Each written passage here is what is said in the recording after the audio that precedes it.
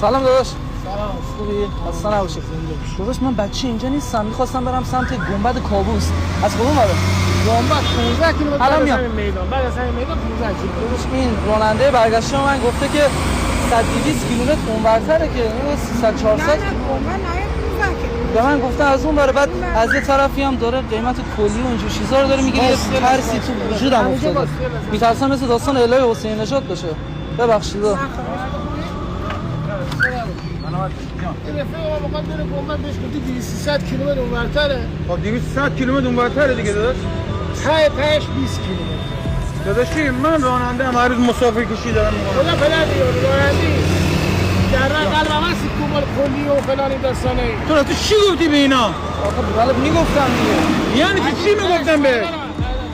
ببخشید شرمنده. زندگی ما برسید. جان مهمان منه، آشنا یکی از رفیقای من الان دید، من به خودش شما شناخت. الان دیده. همین الان دید من شناخت، توی جمعی من دیده شناخت.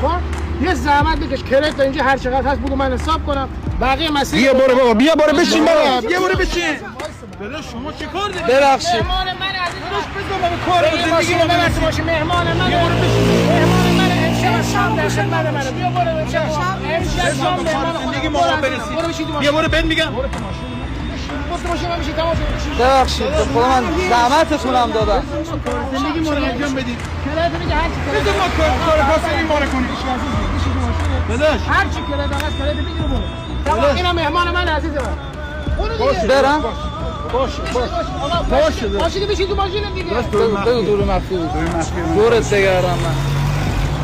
دور اون قلب مهربونت دارم من. واقعا درود بهت. واقعا من الان خدا وکیل ضربان قلب رو هزاره. عزیز دلم. دمت یعنی گرم. یه لحظه خدا وکیل فکر کردم، یعنی حضرت عباسی وقتی گفت 200 کیلومتر کلی اصلا یعنی ذهنم هر کلا خراب عزیز شد. دلم فدات بشم. عزیز من آبجی مرسی. عزیز دلم فدات شم من. فدای اصالتت بشم من. سلامت باش. دورت بگردم. و اینکه دوربین ما اون پشت داره فیلم میگیره، پشت درخت. جفتتون دست کن میدین؟